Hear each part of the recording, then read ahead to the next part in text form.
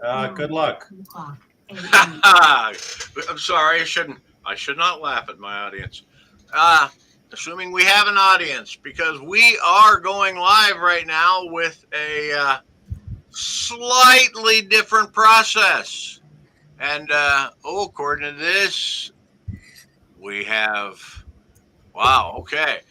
A good deal. Anyway, we're going live. It is the third Sunday of the month, and the third Sunday of the month means that we have the one, the only live, not live from, but straight from GalaxyCon, Cliff Winnig, who has brought with him two great guests. Now that was interesting.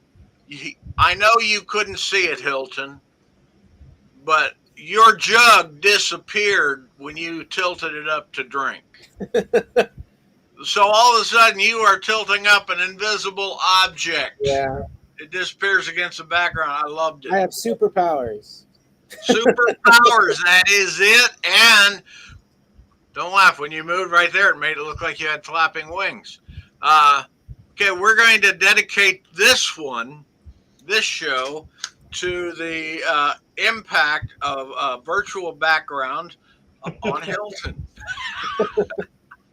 So, thank you guys all for coming. And Thaddeus, I saw you made a beautiful intro to the show, and thank you. And at this point, I'm going to go monitor the world to see how things are going, and welcome our guests in here, the people who have come on to watch this. And I am going to get your book up here, Thaddeus. So I encourage you, Cliff, now to start taking care of your guests so I can stop talking. And I'm just waiting for you to stop talking, Bob, so I can start taking Well, care of my guests. talking is something I do. Did you know that we have a lot of preachers in my family? It is something I am not that surprised. seeing faces makes us talk. Okay, bye. Bye-bye. A likely story. All right. Hello, everyone. Welcome to Third Sunday. I've got a couple of wonderful guests here. Returning guest Thaddeus Howze is the author of Hayward's Reach. Hey, I know that book. Yeah, and the novella Broken Glass, as well as The Answer Man, because he's really knowledgeable about a wide range of subjects, and he's very good at research. So between those two things, he becomes the answer man and answers questions diligently and in an organized and detailed way online for people. It's Quora, right, that you answer questions? I primarily answered questions on Quora. However, my identity has followed me to other places. So Yeah. people still send me weird superhero questions, and I don't mind because, that's kind of what I did, and it's a trademark. But I get a lot of other questions now, like for writing. I write a thing called Writing Craft, where they ask me questions about how to be a better writer. And so I've been, over the years, collating those things. So eventually I'm going to put those into a book. My wife is probably going to make me do it soon because I have probably 48, 50 essays. And they're all about a great idea. writing. So I think that'd be a great idea. I think you got a lot. You said a lot of cool things over the years. Thaddeus is also sometimes Superman, at least judging by his attire sometimes. So between that and his great knowledge of superheroes, I asked him to come on today. We'll talk about the subject in a minute. Hilton Collins, first-time guest. He is an artist in training. He's working on his skill. He's a comic book, also has a deep knowledge of comic books. And he is the creator of the Super Nerd video series on YouTube, and where he analyzes movies and other media. And so I asked these two fine gentlemen on today because I decided the subject for this week is illustration in storytelling, and by which I mean one of two things. One, comics and graphic novels, which is a medium as we're all familiar with, drawings with dialogue and text, but also books that have illustrations. Like as we all, as readers, started off, as kids, being read to Dr. Seuss and other picture books. That's the actual publishing category is picture books. And then as we got older and learned to read, we got into what are called chapter books, which are also illustrated for small children. And then it goes middle grade, young adult, although there's now a new adult category. I still don't believe in it. But the idea is all our early experience with literature is illustrated, and oftentimes literature for adults was illustrated. Like currently I'm reading my older kids this Lord of the Rings edition, illustrated by the author. So it's got J.R.R. Tolkien's pen and ink drawings and his watercolors illustrating. And he wasn't, the best artist in the world, but he was illustrating his world, right? Mm-hmm. So this edition, when I was a kid and I first discovered The Hobbit and The Lord of the Rings through something called the Tolkien Calendar, which was art about Tolkien that came out every year at that time by the brothers Hildebrandt, which I'm sure Thaddeus remembers. Mm-hmm. And these guys had their own vision of Middle Earth that was amazing. And you couldn't really buy a Brothers Hildebrandt illustrated edition of the book, but you could buy the calendar every year and get 12 pictures of what they thought of as Middle Earth. And it was highly influential. Another Tolkien artist, Alan Lee, had a lot to do with the Peter Jackson look of the Middle Earth in those movies. And so I think that's supposed to be Thaddeus's book. I'm not sure. Anyway, I don't know why the illustration isn't coming, but click on the QR code and see what happens. Anyway, so I thought the interesting thing about, and there's some random books have been illustrated. Like there's this Poul Anderson book about an sea civilization that had like an illustration every 5 pages or so. There was a Roger Zelazny book that was illustrated, like every few pages there'd just be a black and white picture. That happens. Some of the Edgar Rice Burroughs, a lot of books were illustrated back early on. And then there was this idea that we all got that, well, that's kids stuff, pictures and books. So you should read, books should be boring and not have pictures. Like, the reader, there is a condition called aphantasia where people don't visualize in the theater of the mind, and that affects a certain percentage of the population. But for the majority of the population, people have like movies running in their heads when they read, especially fiction or narrative, nonfiction about events.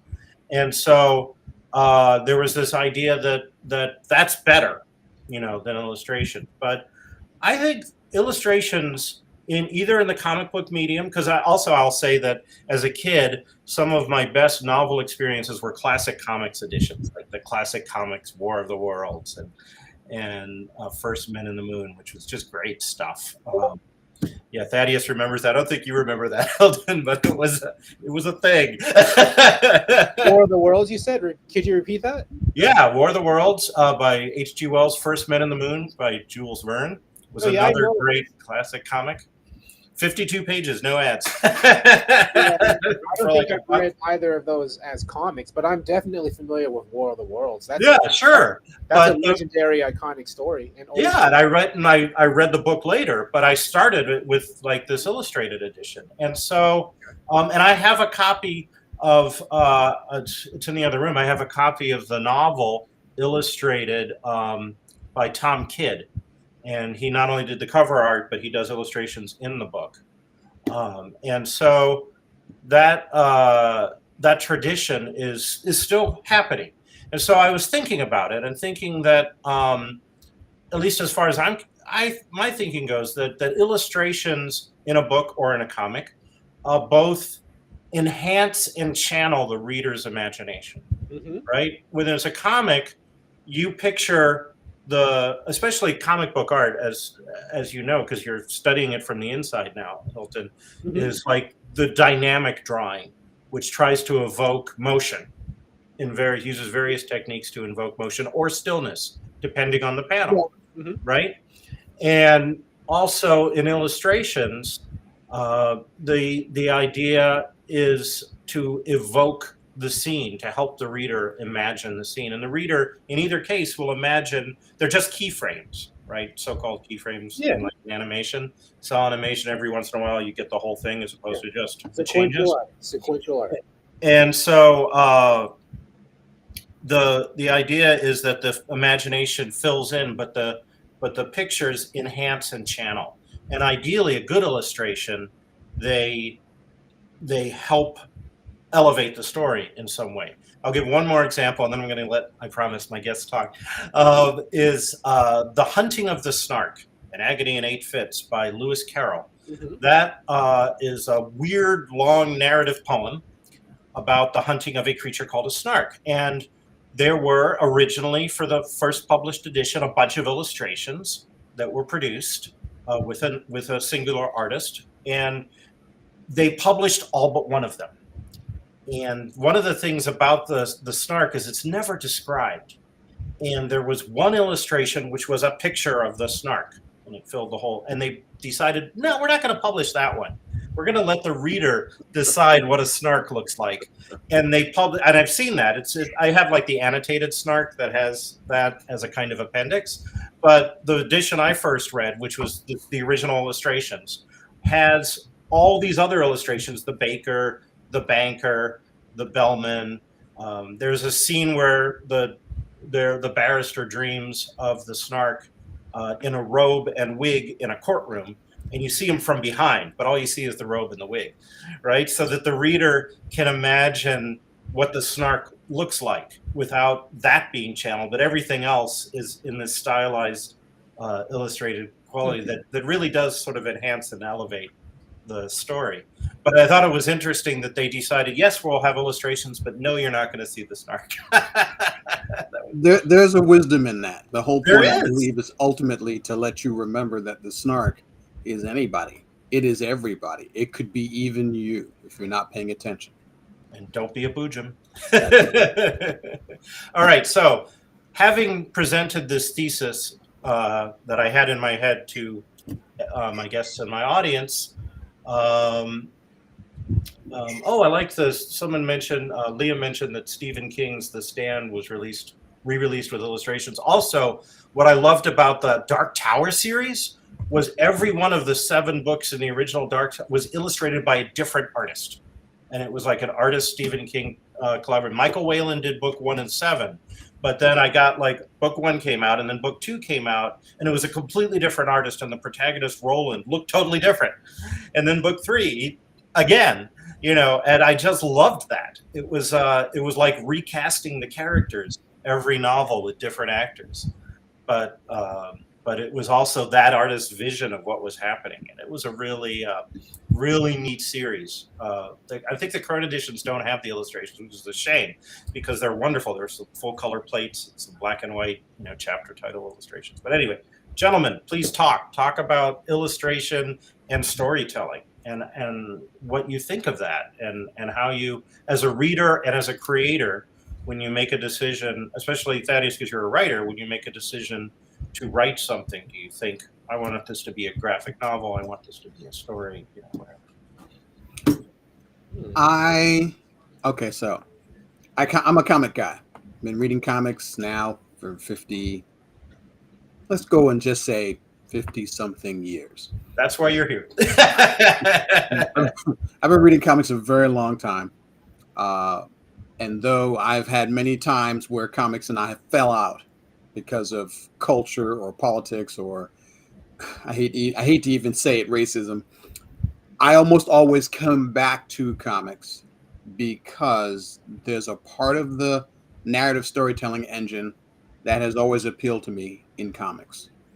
And one of the things I attribute my own imagination to is the fact that I read comics, where books force you to do all the heavy lifting. And there's nothing wrong with this. Heavy lifting is good, makes our mind strong.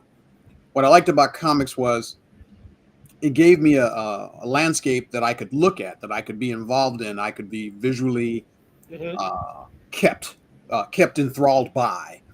And then there are certain conceits with comics because of the way we tell stories in comics that we don't tell in any other format that made comics more accessible. Didn't matter how old you were, because there, even if you couldn't get the story from the writing, you very often could get it from the pictures themselves if the artist was good. And it added a layer of depth and emotion and connection that you can't get when you're just reading, because you're having to provide context yourself as a reader. So when you're young, as a child, when an adult is having an emotion, you might not be able to recognize it in the story because you don't recognize how that works in the story. But in a comic, if a character's having an emotion, you get to see it. So even if you don't quite understand the story, you can understand the emotion. And comics carried a context layer that you didn't get from books until you get older, because as a child, you have to provide that layer of context. And as a child, you don't have it. That's the challenge, is because you don't have it, you have to hope that the writer is good enough to layer it into your work. But with comics, you can get that, and that's a powerful tool, especially trying to appeal to young people when you're trying to connect to them. So I think it's a great vehicle. You're up, Hilton. Yeah, that's very interesting. I like to read both, novels and prose and comics. The way you talked about it, Thaddeus, you kind of gave like a one versus the other kind of comparison, whereas comics, because they're so visual, they can show a lot of emotions that aren't on the page necessarily if it's just prose. I can see where you're coming from. I don't always really see that way though, because I know when I read prose novels or short stories, um, I guess my mind does a lot of the work visually. I feel like I can kind of capture and picture a lot of stuff just fine and vividly like immerse myself in it, even though there aren't pictures. But that's very interesting. I was thinking, about visual versus prose. I mean, I'll take it either way, but I never really thought of one versus the other like that. I know that when I first got into comics when I was a little kid, I know my cousins got me introduced. They were huge. They're older than me, about 15 years older, whatever, older cousins, and they were huge like Marvel X-Men fans, and they introduced me to a lot of X-Men, and I think Uncanny X-Men and Alpha Flight, and that kind of got me hooked into comics, and from then on I've continued the hobby. But it's interesting that Thaddeus, you talked about how comic books visually can convey such emotion that isn't obviously readily apparent when it's just prose. That made me think of those X-Men comics. Those X-Men comics were very dramatic, very emo. They were like so. The X-Men were so emo. Oh my They gosh, were. I've never heard of it described that way, but that's all. Especially after Claremont took over. Yeah. After Claremont. They were soap operas with superpowers, and that actually I think is one of the elements that made a lot of the classic Marvel comics so successful. Like the old Avengers comics could be emo. Spider-Man was emo. Peter Parker, he was going through all this stuff with Mary Jane and Gwen and his friends and villains. That was very emotional. I do think emotion like soap operas, sci-fi action soap operas, I think were a big key to Marvel's success. And that kind of in the old days. And I think that spilled over to general, because it like beyond Marvel, because looking back, some of the older DC comics I read, they could get pretty emo too. Although I didn't get into DC until after I started reading old Marvel. So I don't know if maybe classic DC was like that too. I just didn't read it back then. But I do know a lot of the old like New Teen Titans with Marv Wolfman. Those are pretty emo. A lot of old Batman comics where he'd be fighting with like his Robins. Those are emo. So yeah, I think we're fighting with himself. Yeah. I am the Knight. Yeah. Batman's a very psychologically deep, rich character, which is through the art and the writing through all these different old like 70s, 80s, 90s writers. So yeah, that's very interesting. I do say that I think that one of the reasons comic books, superhero comics, are so popular is because they were kind of action soap operas, in my opinion. I'm sure you could say more to it than that. But I think that's basically what it is. They were action soap operas with good art.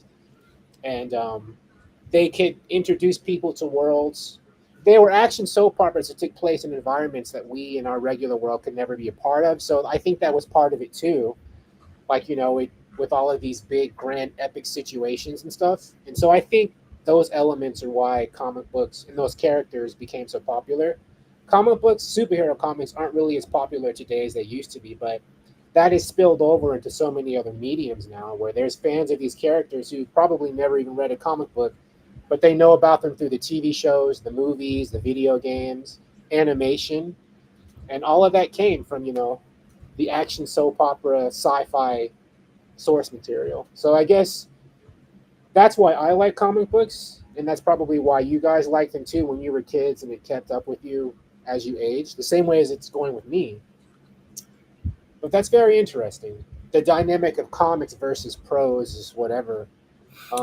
They don't have to be opposed. See? Oh yeah, I know. I don't want you to think that I say that they're opposed. The reason I mentioned the layering is because I remember when I was a child, I read Superman as a kid. So Kurt Swan. Oh, I love Superman. Yeah. I don't know if anybody remember Kurt Swan Superman. Kurt Swan Superman was big, barrel-chested guy, and whenever he flew, he was always flying like this. And come on now, if you've ever read any of that, you recognize Kurt Swan Superman. Yeah, and you love it. You eat it right up. It's campy. It's goofy. We called him Rainbow Ray Superman, the guy that shot Rainbow Ray. Yeah, you remember that, Rainbow Ray Superman. He shot rainbow rays from his hands. There's also miniature Superman, where he shoots miniature Superman from his fingers. I don't know if you ever saw that story, but it was ridiculous. Oh yes, there's a story where Superman loses his powers, and the only thing he can do is project little versions of himself that go off and do super things while Superman Kal-El stays at home. His little miniature cells go off and fight crime. That's pretty much a story you could only tell in a comic book medium, right? It'd be hard to do in prose. Exactly. And that was the thing that made comics interesting. The fantastic realms, the impossible situations, the ridiculous inabilities of the characters. I mean, Lois Lane, she works with Superman day after day after day and never notices that Clark Kent and Superman are the same guy. Under no circumstance would this work except in comics until we see 1978 Superman. Mm-hmm. And what we see is Christopher Reeves brilliantly able to clench himself down, put on his glasses, and fumble his way across a room in a way that makes you go, there's no way I could equate that guy with super suave, ultra handsome, debonair, classy, super powered Kal-El. There's no connection there. And we get to watch the transition where he puts on the glasses and it's That's right. You watch him do it and you're like, okay, Lois isn't an idiot. This could happen. Wait, and then the part that's even funnier is Henry Cavill said he put on a pair of glasses, walked through downtown New York, and nobody noticed him. Nobody recognized him. He said sometimes it's not that you're looking for a thing, it's that you could be standing right in front of it. If you're not thinking about it, it just doesn't occur to you. And that's what he believes happens to those characters. They can't perceive, their preconceived bias keeps them from being able to make the connection. And that conversation for all of us is real. Preconceived bias may make it so that we don't see these. This is why storytelling matters, because the goal of good stories is to help you see you have a preconceived bias, and that when you have a preconceived bias, you end up making mistakes that change your life in a way that is not good. That's what stories were supposed to teach us. They're supposed to teach us how to survive so that when we're living and when we're doing stuff, you learn, hey, give people a chance. You don't know them. Maybe they'll be interesting rather than being a threat. But we're innately inclined to be xenophobic and say, I don't need anything new. I got this little tribe right here. We're good. But maybe this story might convince you that stretching out is good, but it also teaches you that some stories where you meet other people might not be good, so you might want to keep your hand a little close. So all of these stories were cautionary tales designed to keep us psychologically balanced, aware, learning, open to new opportunities, and all stories, narrative or otherwise, that's their mission. So we watch comics as a kid for the adventure. And later, when you go back and you start reading them, what you find is that there's messages and meanings and themes and plots and ideas that can become part of who you are, even if you don't like the people who are distributing that message. Because there are very many, back in the day, there were a lot of people who were not really pro-black, for example. That's why there are very few black effective superheroes. Oh. But I liked heroes, and it was the heroic part I liked, and I tried to just ignore the racism. And like I said, for a while, and comics and I fell out over that. But I decided that I got more from comics than I lost, and I turned what I didn't like about comics into my own writing, and that's how I work through that particular challenge. So I'm not saying that they are comics, narrative storytelling, and prose are diametrically opposed. I'm saying they're layered and can have connections that change over the years. The older you get, the more varied your mental stack gets. The way you interpret stories becomes more nuanced, and I think better. I think that the older you get, the better your chance of being able to get something. Even good ideas can come from bad people. Oh yeah, yeah. People are three-dimensional, definitely. Right. Yeah, there are bad people who do good things and good people who do bad things. Yeah, no, that's definitely true. Cliff, you brought up something earlier that I think was interesting, and I'm just curious. You brought up the fact in your intro that somewhere along the way came the idea that stories, with pictures in them were seen as like unsophisticated or for kids or whatever, but it didn't always used to be like that. Right.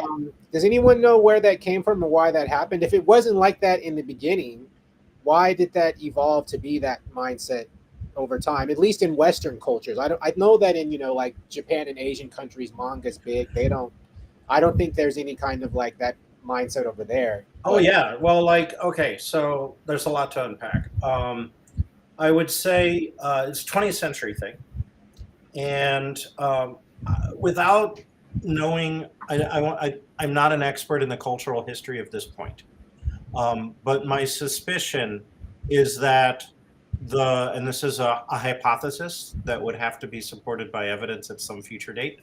My hypothesis is that around the time that academia was starting to take fiction, the novel, seriously as an art form, was when that came in.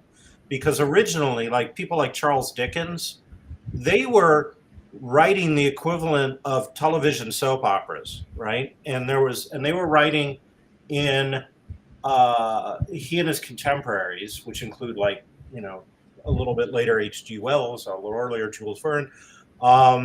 They were writing for an audience that there wasn't as 100% literacy or even close at that time in the 19th century. And so there were paying gigs available for literate people to read to a group of people. So the latest issue of the Strand or whatever magazine would have the next chapter of the novel, serial novel, like say by Dickens. A group of a half dozen friends, family, whatever, would get together, buy a copy of the magazine, hand it to this person to read, and the reader would get paid and would read it out loud to them, right? And presumably show them the pictures, right? So that was not considered high art. That was considered, and then of course in the Old West in the United States at that time in the late 19th century, there were dime novels, right? The British equivalent was a penny dreadful. And they were just churned out, right? There are a few examples of the art form that surpassed the medium, but it was not the best prose in the English language.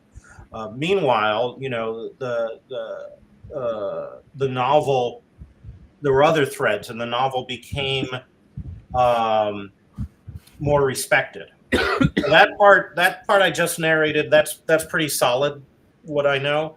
But the part that's for me is speculative, is I'm thinking that at the time that the novel became more ascendant in esteem as an art form, would be the time when those illustrations started to fade, but not entirely, right? And the illustrated things that I read as a kid were like Edgar Rice Burroughs would have chapter illustrations and things like that. Not the hoity-toity stuff, right? Like Burroughs would have it, but like Aldous Huxley, Brave New World, no illustrations, right? And I think there's a spectrum, but from the reader's point of view, I'd say there's a spectrum from the illustrated children's book, like a Dr. Seuss especially and comics, which is illustrated on every page, all the way to like some chapter titles, some color plates in the book, to just cover art. Even cover art. Like, how many times as a kid did you read a book and you're like in the middle of the book and you get to the scene in the cover, right? And you go back, you put in a bookmark, and you stare at the cover for a while. And, Thaddeus, you were talking about racism. There were a couple of books where the black character was white on the cover, right? That's Octavia Butler's novel. Really? Dawn. Yeah, literally. The original cover for Dawn had a scene of the protagonist waking another alien abductee, and she's a black woman, and on the cover of the book she's a white woman. There was more than just editorial oversight, like someone oh god no, that was deliberate. There was this idea that you could be a science fiction writer or you could be a black writer, but you couldn't be both at the same time, right? That hasn't changed. What are you talking about? I still contend with that on a fairly regular basis. Yeah, really. Well, there's with Octavia. Yeah, right. It's not as bad as it was when Octavia was starting out. Like later, her books got, and I'll use this term very specifically, her books got reskinned as African American literature, but then they couldn't look like science fiction. Right. And now the current editions are kind of a combo, finally, like what they should have been the whole time, which is black writer doing science fiction. Because no contradiction for the majority of readers, right? But the publishing industry was like, no, they're separate audiences, black readers and science fiction readers, right? And that was absolutely the thinking at the time.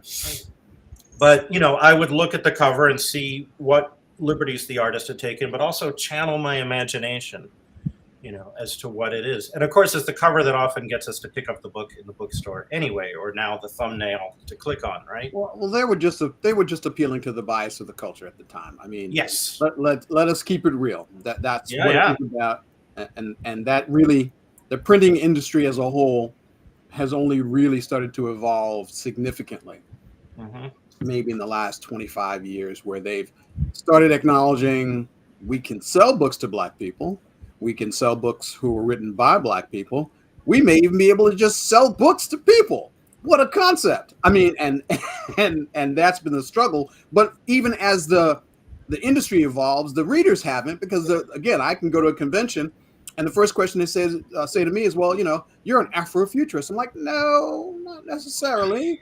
I am a science fiction. I'm a speculative fiction writer, which means today I might write Afrofuturistic stuff. Tomorrow I might just be blowing up planets for fun and profit.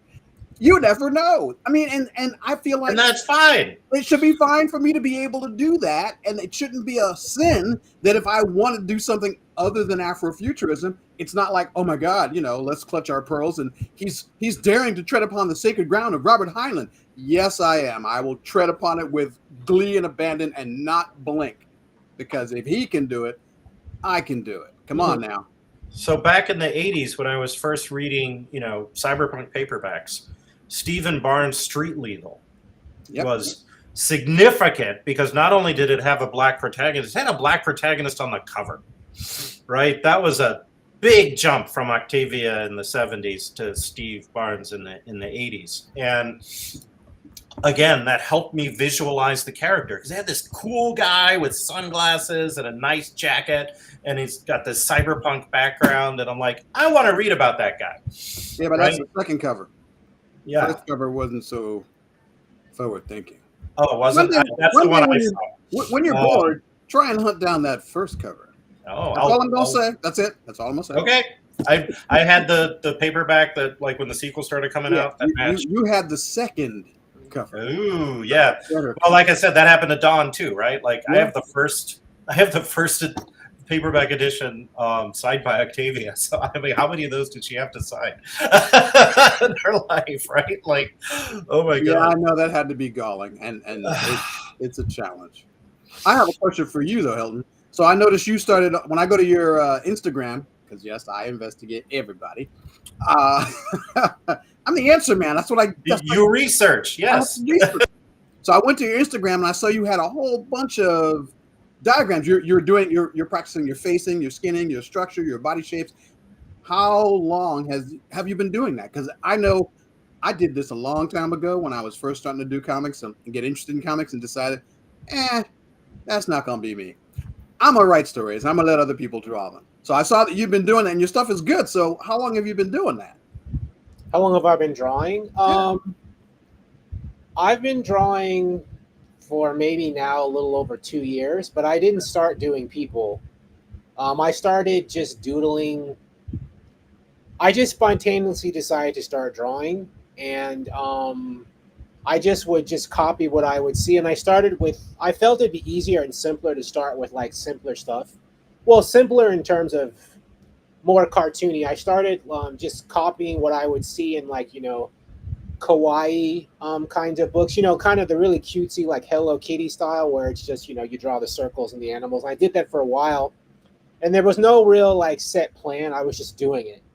And then after a while, I started to become a bit more structured about it. So I started taking courses and reading books and watching how-to YouTube videos. And I started drawing animals and insects in more realistic ways. And I've started to like move more into people. And there's a lot that I draw that I don't post on Instagram. One, because I'm not sure it's good enough, but it's like you can't post everything because there's just too much. But I also kind of daily, I sketch out gestures of the human body in motion because I'm trying to prepare myself to move up to drawing, action figures in more sophisticated ways, but I don't know that I'm there yet. But you also got to know how to draw people's faces. So I'm starting to draw faces. So it's been a little over 2 years now. I kind of like learn everywhere I can. I've taken some online courses. I've read books. I've watched YouTube videos. I'm actually starting a class on Tuesday called Drawing Animals by Sori Kim, and she's really good. I've started drawing some stuff for that now to submit as assignments because I want to be really good at drawing animals and people and fantasy creatures. I'd really love to draw like not just comics, maybe my own comics or others, but also I really like what you see on like the covers of like fantasy and sci-fi novels, the person with the sword or the creature, and also what you see in like D&D or like magic cards. And I just loved like the visual, just how beautiful and epic all that could be, and where it takes your mind. I love that. So maybe someday, but for now, I'm still just a student. I've been watching Hilton get exponentially better over the last couple of years. So that's pretty cool. He's just doing the daily thing, and what do you know? You get better with practice. Yep. I will say, per earlier point, I found the covers. This is the edition I have. Yeah, that's the good cover. Right, Yeah. where look how cool this protagonist is, right? And then I found, oh my God, I found the one that Thaddeus. Yes, that one. Yes. That's the one I was talking about. So yeah, I'm like, oh my God, that is so not the character. That is not Aubrey. That is not Aubrey, not at all. And now you understand what I was talking about. Yeah, he got the Octavia treatment with that. Mm-hmm. Yeah, that's hideous. That is so awful. But it's in the memory palace somewhere, and I keep it under lock and key, so I don't remember it. I only remember it when I have to. They're like, "Oh, remember that? No, don't make me look. Don't make me look." It's like a white Enter the Dragon. Yeah, and that's not what the book is, right? It's not. It's not that. And even the background doesn't look at all. So I think he probably sold more copies with the good cover, right? Probably. Because it's a better illustration of what was in the book. So just the other day, I was talking to some parents that I know from Baycon, and they have a toddler. And one of them was reading Green Eggs and Ham to the toddler for the first time. And I got to watch them doing this. This was, I had my kids at GalaxyCon, and we were in like the family zone. And so I was sitting there watching my kids playing and also watching them read to theirs. And I remembered that one of the absolute genius move of Green Eggs and Ham from a storytelling perspective is like, okay, so we have Sam I Am trying to convince the unnamed other person to try this new food. And he's got the rhyming and the pictures on every page. And then he's like, try them, you will see. And he finally goes, okay, Sam, I will try them. Right. And then you turn the page and there's a double spread illustration with no words. And that page where he's holding up the kind of dripping wet green egg on a fork and looking at it, and everyone is watching him attentively and smiling in anticipation, that's the climax of the book. Right? And just to think about what a genius children's book writer Ted Geisel was, because he dared to make the climax of the book a double page illustration with no words. And just like the parent reading it would have to just hold it up and the kid would look at it as long as they wanted to look at it and get the ending, the climax of the novel. Right? I love that, because that is a great way, if you're telling a story, ironically, for a story that is built on poems, built on a challenge, built on an emotional connection. I have an emotional object. I want you to interact with that object. You are absolutely never going to interact with that object. And you tell us, no matter where we serve it, you're not going to mess with it. To eventually get to the point where he's worn him down. He's exhausted. Fine. I'll eat it. But to say nothing in that moment was perfect, because it was exactly what needed to be, because you've been building this and building this and building this and building this. And then you get to that moment, you're expecting some long, drawn-out conversation, and instead it's a moment, just the first time in the book where nobody's saying anything. And it lasts as long as you hold that page open. It's masterful. That is the essence of comics: pacing, timing, spacing, how you move through the story, the linguistic conversation that the story offers you, the emotional connections. The medium of comics is it's brilliant. I know comics aren't like a lot of medium where we get thousands of hours of documentaries about how we make films and why we make films and what we make films on and why books are written. Comics just don't get that. They should. There's a book by Scott McCloud, Understanding Comics. There you go. If you read Scott McCloud's book, all that you need to know about comics takes place in this book. Because what he does is he doesn't talk about comics as in Marvel or DC or manga. He talks about narrative storytelling, juxtaposed through time in adjacent frames, and allowing those frames to carry story in a way that you don't even recognize as being done, because each art style carries with it certain kinds of information. If you want to do comics, Scott McCloud's Understanding Comics is literally, and it's old, 1993, I think, somewhere thereabout. It was one of the finest treatments I think I've ever read on why we make comics, or why we could make comics, why we should make comics, and that it is not a child's medium. In the hands of a master storyteller, it is magnificent, and you can tell amazing stories. And we have seen it. You know, if you've read anything done right in comic format, there are some stories that literally can't be touched. And even when they try to remake them in animations and movies, you're like, no. Like Watchmen. Emotional. Yes, like Watchmen. Right. Watchmen in the comic format is unmatched. I read Watchmen. Watchmen was great. It's peerless. And when they tried to make it as a movie, they did their best, but it's not the right medium for that story. You know, you don't agree, Hilton? Oh no, I don't disagree with you. I just don't remember Watchmen. Well, I remember seeing it. I watched it a long time ago. I didn't think it was. I mean, I'm remembering. It was okay. Yeah, I didn't think it was bad. I just don't remember it. I know that. Right. And that's the point. Is that it isn't bad. I remember that the climax of the movie with the in the comic, there's like this big, like, you know, monster alien thing that was like, I think, not in the movie, and I was kind of like, that was a huge that was such a huge element of the comic book and of the story for you to not put that in the movie. I guess That's why the comedian gets murdered in the beginning. Right. Right. Right. You know? I guess they didn't have the budget for it. No, felt. that was a They changed stylistic the ending. choice. They That was- changed it. They Yeah, just that changed was- it. They chose not to trust the medium. They didn't trust the comic. Yeah. They didn't trust what the comic had to say, and they felt they could change it, and they could. But then it isn't the Watchmen. It's something Yeah. else. Yeah. I So remember I remember that being a part of that movie that I took issue with, but Yep. I was like, I don't remember like anything else except what people looked like, except for the fact that the ending was not what it should have been, or the ending climax. Everything else about that movie is kind of just imagery and actors doing stuff. In my mind, It was style. that's about right. That's a really good film review. It's style. Right there. It's style, but no substance. The substance of Watchmen in the comic is different. The way they try to, I call it medium transference failure. When you take one medium, you try to transfer it to another.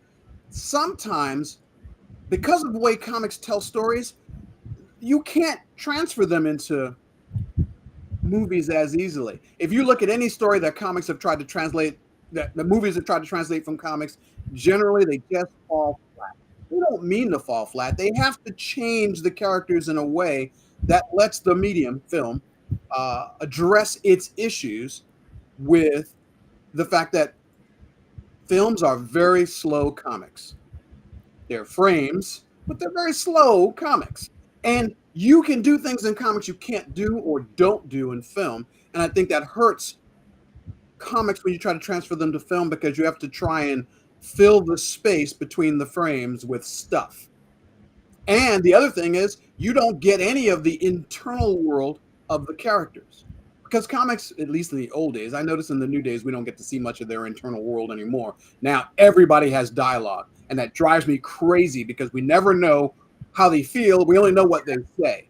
yeah, I missed the thought bubbles. Remember the thought bubbles? They don't have them anymore, right? They don't do those anymore. They're trying to. I think I read somewhere they're trying to write comics now where, similar to how you might do TV or movies, where in a TV or a movie you can't do like a thought bubble, whatever. You have to show it with, action, or what maybe like with action. And so they're trying to like transfer that thinking to comics to show like through the action and situations how people are feeling. But they kind of will do it anyway with like the captions. Like they won't have a thought bubble, but there will be captions just saying what the character's thinking, which is basically just like a thought bubble, except it's in the caption.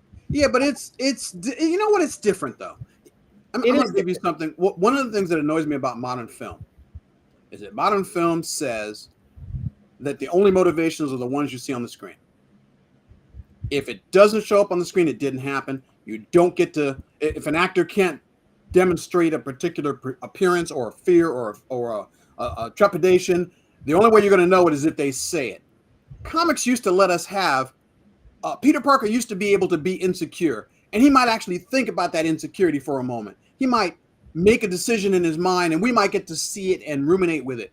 Today, we don't know what our characters are thinking, and unless they tell us, we will never know.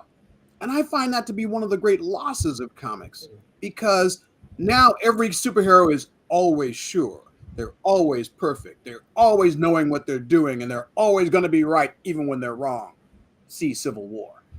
If you haven't seen the comic, see it. That's a perfect example of the heroes are always right, even when they're not, and they make decisions that are right, even when they're not. But we never get to see their motivations, how they think about it. They just do it.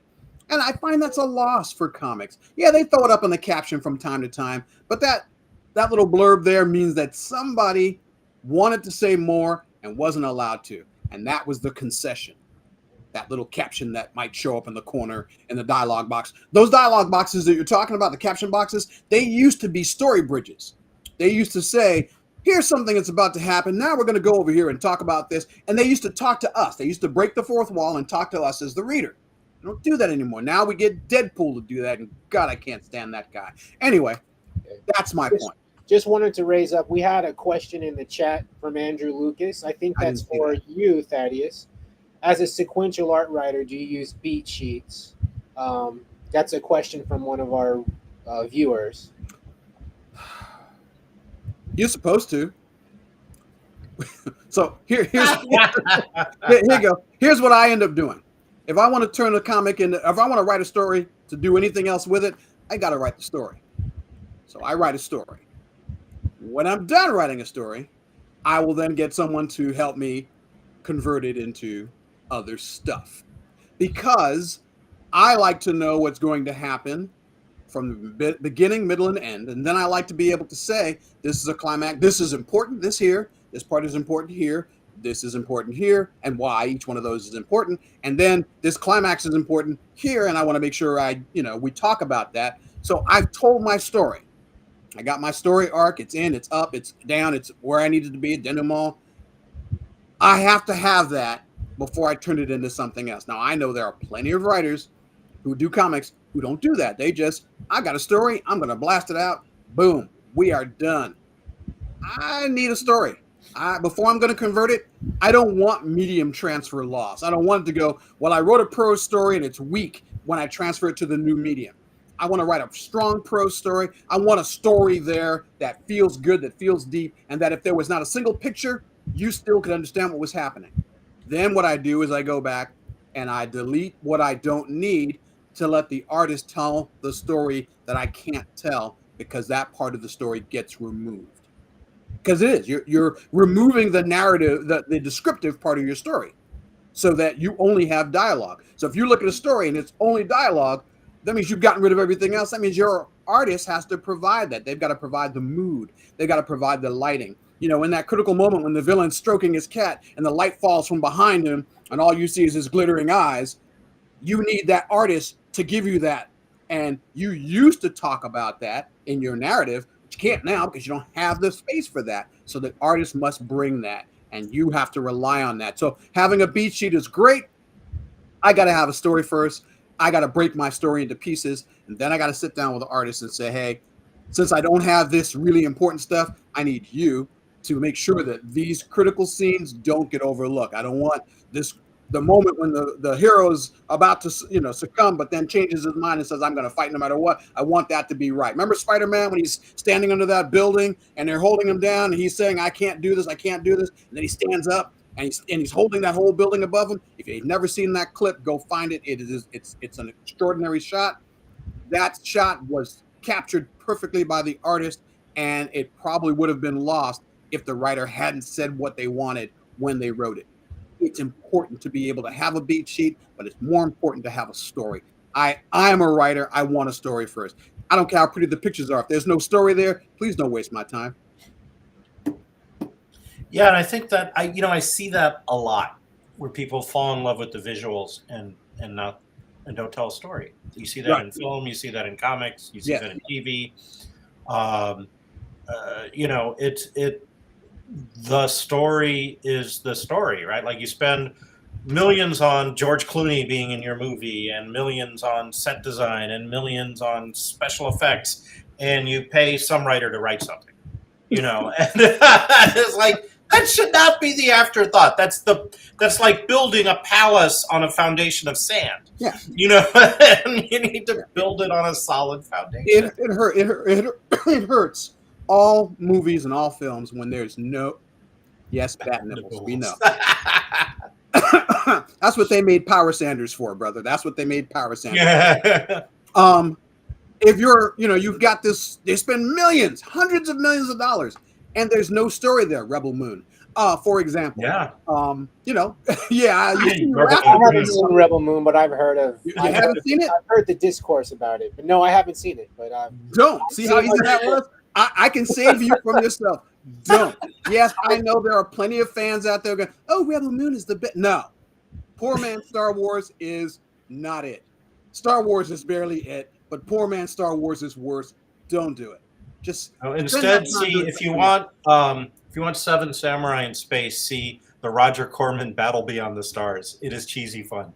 But there's just better stuff out there. If you just want to watch TV, For All Mankind, magnificent, just wonderful, wonderful stuff. I'm a big fan of Babylon 5. The Expanse, because it has an arc. It started with the story. That's he wrote the story first, beginning, middle, and end. How many seasons was Babylon? 5. Planned 5. filmed 5. There you go. So Yeah. it's important. It's important to have story. I feel like the industries as a whole, no matter where the industry is, story is getting forgotten. It is an afterthought. Writers are paid the least of anybody. It's like, okay, we're going to make a film. We spend millions everywhere else, and we'll throw a couple $1,000 at a writer or a writing team. And unfortunately, and I'm going to say this, and I will probably regret it, I find collaborative writing problematic because the concept of yes and is nice, because that's what collaborative write. If you write in a writing room, one of the things they tell you is you don't say no to an idea, you say yes and there's nothing wrong with that. But I find that when I look at stories that have been collaboratively written, and you see 25 writers in a writing room, you're like, yeah. Yeah. That's like, okay, I'm going to differentiate here between writing by committee, which you've just described, and like, say, a prose writing team, like Fred Pohl and Cyril Kornbluth. And Fred, at various conventions, described his unique writing method with Cyril Kornbluth, and it was technology dependent. It required typewriters. So when they decided, when Kornbluth and Pohl decided to write a book, they would go to one of their houses, and they would sit in the living room and drink and talk about what the book was going to be. right. And then they would flip a coin, and whoever lost would go upstairs to the typewriter and type 4 pages and end at 4 pages, mid-sentence, mid-word, whatever. And then come downstairs, and then the other guy would go up and write the next 4 pages. And they would do this until they had a first draft, then they would tidy it up and then send it off. And Fred said that he didn't remember on the collaborations who had written what pages now, There's nothing wrong with that. I think that's actually quite clever. A friend of mine and I, we do that right now. We have a story, Desperately Seeking Cerberus. I write a chapter, he writes a chapter. We don't talk about the story. We have never talked about it. We just write. So I'll write a chapter. He writes a chapter. I will look at his chapter, riff off his chapter, or not, depending on what I want. And sometimes we'll find that the story will diverge for a minute, then it'll come back together, then it'll diverge again. It has been a blast because we're not talking, we are focused on telling a good story in each chapter. Each chapter is a story, and then it's connected to the other chapters. So the story is the primary element, and we enjoy doing that. I think it's fun as we're working, as someone wrote here, says, in anthologies or RPGs, collaboration is great because you're not based in time. When you're looking at films, there's a timing limitation. You have to get that done in a certain amount of time, and you have to squeeze everything into that time. So RPGs work great because you don't have to worry about time. You can make it as big or as small as you want, cut out what you need, and still make it work. Collaboration can work well there. I just find that when we're looking at stories, and telling a collaborative story is a challenge because I have to trust that other guy. I have to trust that he's not going to, pardon my French, shit on my work. And he doesn't. He's brilliant. He's a brilliant writer. And what I find myself doing is, can I live up to what H. Wolfgang Porter has just laid down? He drops the gauntlet. I have to pick it up, and he is brilliant. I want to be there when he's there. So, yeah, story matters. And I think that's why comics work. I think that's why they'll always work. The comics and manga will probably, no matter how overpriced they become, they're going to always work because the story matters. And if you can figure out the right story, get the right kernel and the right artist behind it, it sells. And people love it, and they will talk about it. And I'm going to bring it home by just saying that kind of collaboration can be between a writer and an illustrator. Yes. Oh, yeah. Right?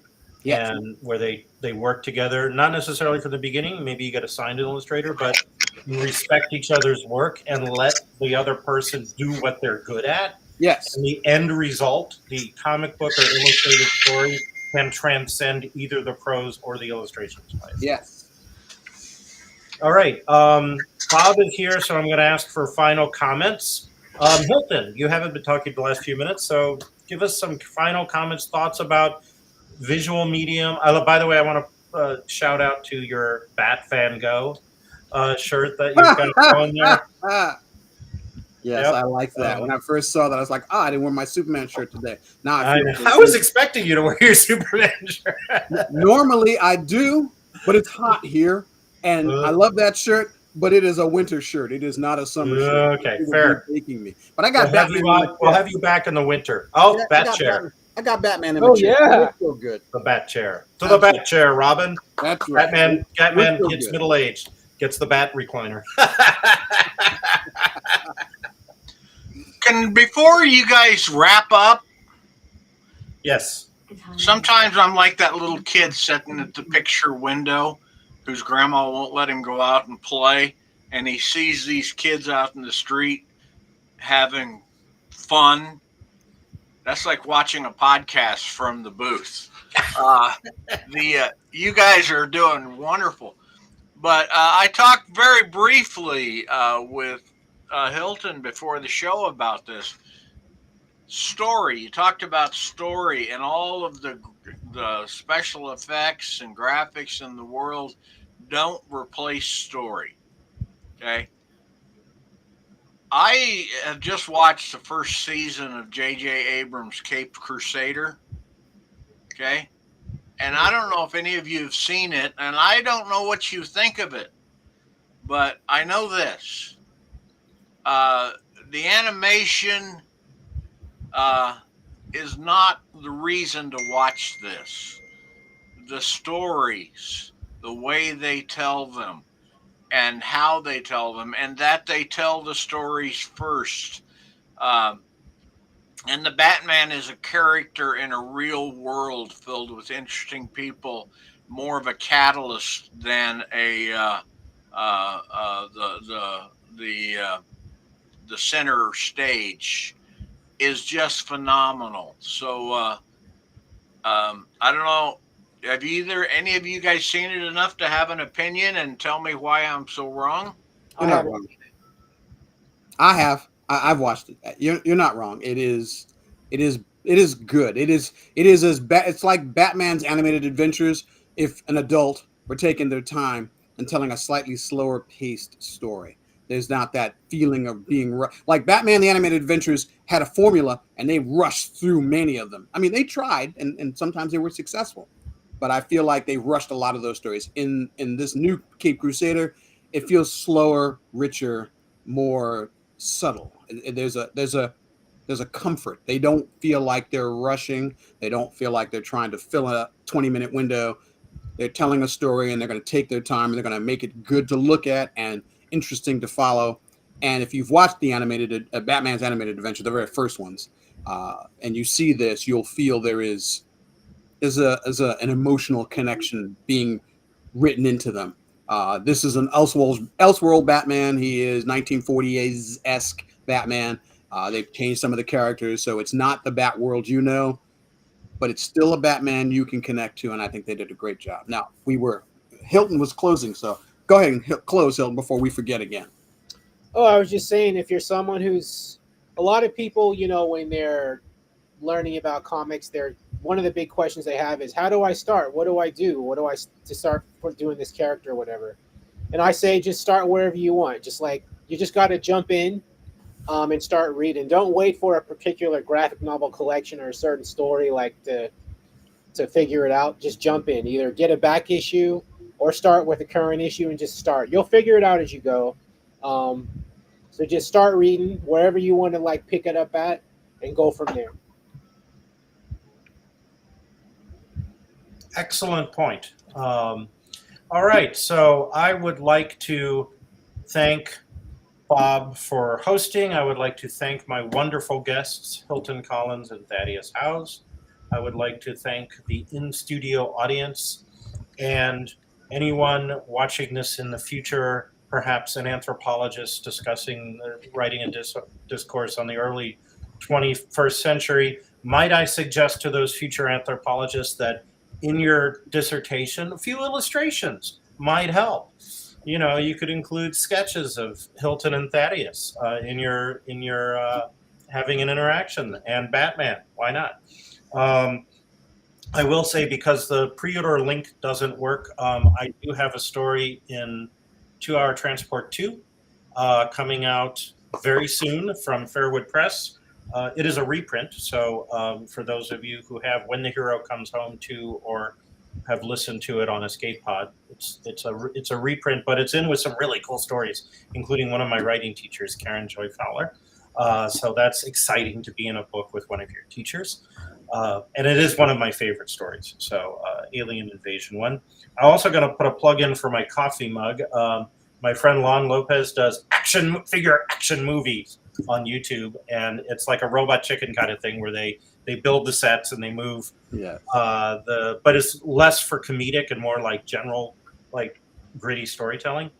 So it's interesting. And he did a presentation at GalaxyCon yesterday that I caught, and I won the trivia contest. So I got the mug.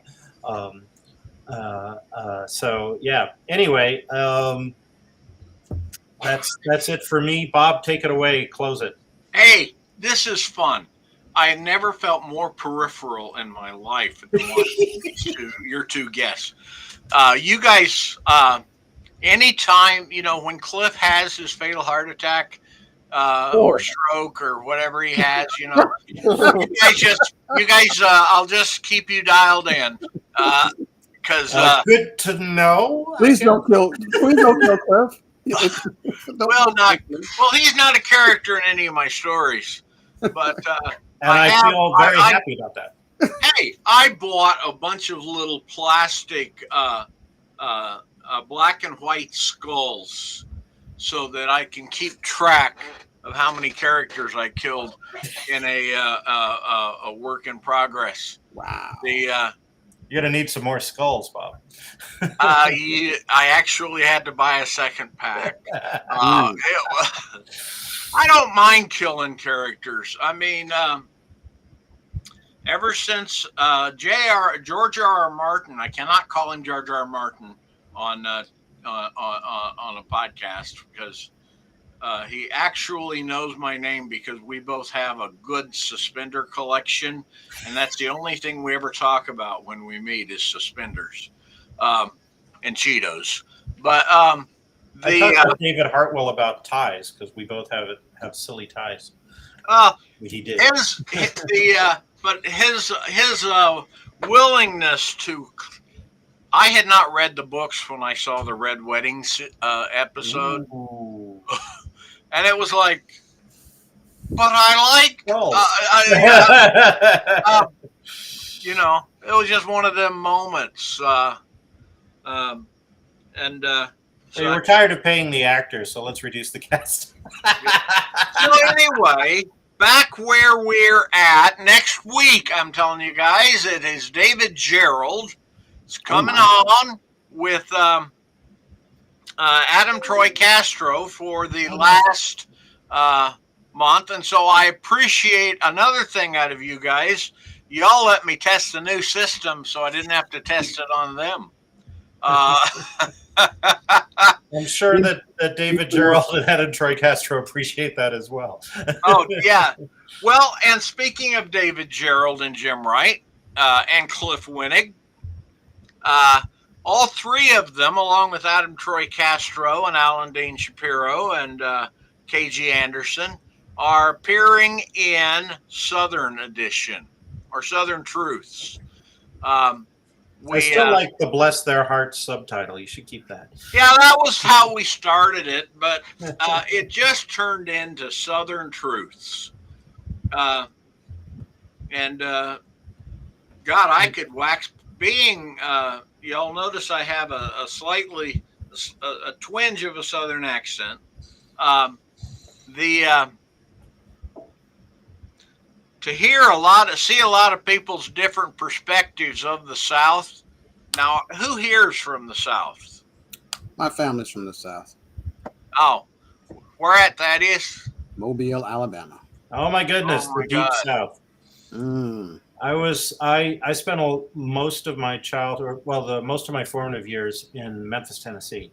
And so my story in Southern Truths is set in a future Memphis, Tennessee. Yeah. It is funny how I was working on a piece for this, and I said, anybody who says they can describe the South is a liar. because the concept is the South is so many things to so many people. I had one guy tried to write the story of the South, and he got a nice note back that talked about the depredations of the Southerners' cultural heritage by taking down statues. Um, I corrected him. But now this is Yeah. from a guy whose name I have to admit. My name's Robert Lee. I was named after my grandpa, who was named after the general, and that was how it was explained to me. I'm not giving my name back, but I'm not gonna pretend that it wasn't the Slavers' Rebellion and he was one of the leaders. Um, but anyway, back on the South thing, it's coming out, and it also has Adam. Did I say Adam Troy Castro? You did. We have got just a hell of a lineup in this, and I've got all the stories assembled. Meeting with Karen right after this, and we're going to look at the cover. And Karen has got her opinions on covers, and she's my co-editor, and she's a hell of an editor. So She's smart. Do whatever she says. That's a good place to start. Not always the best place to finish, but it's a great place to start. Like listening to these guys talk about collaborations. I've collaborated through novels with people, a couple of them, and you got to listen to what the people got to say. Unless you're Thaddeus, you don't listen, you don't say, you just write. No, he listens. I listen. I just feel like when we're collaborating, the song is we're doing something like jazz. That's what we're doing. We're doing storytelling jazz. I don't tell him what to write. I tell him how to feel, and that's the only thing we talk about is we're trying to keep a particular feeling. So you have a series of solos. That's right. What you said actually resonated with me a lot, having been through the collaborative process on multiple occasions. It is truly sometimes the conversation can get in the way of the creation. Yep. So anyway, but we're not doing a collaborative. I just want to say thank you. And that is an interesting T-shirt there, Hilton. Thank you. I love it. I had on my pink Bigfoot T-shirt when I started, but I had to go get a real shirt on because there are expectations, about how we do this. Well, you're a big publisher, so you have to, Oh yeah, look like you belong in a New York City boardroom, right? Oh yeah, I'll be right over there, New York City. New York City. Anyway, Andrew Lucas says BQ Press needs to publish comics. I love comics. I grew up with some of my. I could get comic books, but I wasn't allowed to check out science fiction books from the library. So I had to. Oh, my family was opposed. They were the mean evangelicals. There's the Christians who, hey, everybody's good. We all love each other. And then there's evangelicals who are looking for some reason to be pissed off. Dude, I grew up in the South in the Satanic Panic. Yeah. Oh yeah, you probably cast satanic blessings on your dice before you threw them or whatever. Yeah. Duh. Doesn't everyone? Right. How do you think you're going to get a natural 20? Come on. It's an unnatural 20. Anyway. I'm going to say one thing about D&D. When I was in a hospital one time and the woman leaned over and the doctor tried to reassure me that there was only a 1% chance I would die as a result of this procedure, and I thought about all the times in my life I had thrown double aughts. Yeah. And said, it happens. Could you reassure me better? There was a comic strip, and I think it was actually written by an evangelical, but called Croc, about the French Foreign Legion. And there was a running gag of a guy on a stretcher with a cannonball in his chest going to the doctor. And there was one, I think it was a Sunday comic, and again, visual medium, right?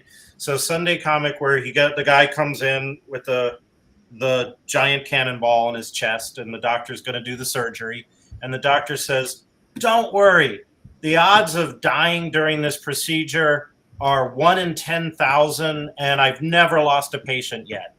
And the guy says, "How many times have you done the procedure?" And he says, 9,999. Oh, okay. Can either of you two reach through here? Yeah, just kind of smack. Yeah. We're gonna pretend we didn't hear that. Let's Yeah, we got to get you guys out of here because I know you've got work to do, and I do. Based on the size of that radio to get back to today. Yeah, based on the size of that jug, I bet Hilton has other places to be. He's gonna dive into that virtual pool right there. Okay, so just remember, BQ Press next Sunday is Jim and David going to tell us about the world. We've got a new book coming out next month, probably 2 of them. Cliff is in both of them, Scott's Planet and Southern Truths.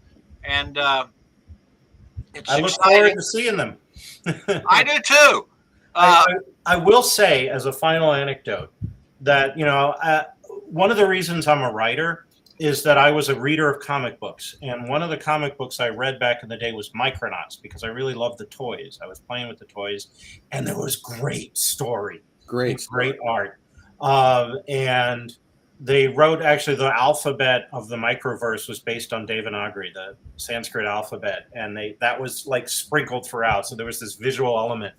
But they had a letters to the editor comics, like all Marvel, and I wrote my first letter to the editor to Micronauts, and they published it in issue 35.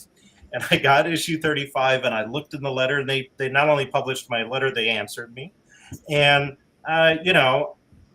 I was a kid and I saw my name spelled correctly in print, and I'm like, I like that. I didn't spell that was where it started. Okay. Well, yeah, I know everybody has their favorite comic. I love Dead Man. I mean, there was something interesting and unique about that, and I still don't know why I loved it. But I mean, no, it's just the idea he could go into all these different bodies, and sometimes the things he tried to do with the body he had was like, oh, it don't bend that way. I understand it more. So anyway, thank you, Hilton, thank you, Thaddeus, and thank you, Cliff. You guys are all, God, we got to get you guys. We got to get, especially you two, back. You don't always agree on everything. Isn't that nice? You disagree so nicely. Nothing wrong with disagreeing. But they're nice people, so that's why, Bob. Yeah, but it brings, when people don't have a lockstep agreement on stuff, it brings out nuances that help people understand the whole damn thing better. Well, they're also both deep thinkers, so that helps. Like they consider things. Well, anyway, thank you, and we are going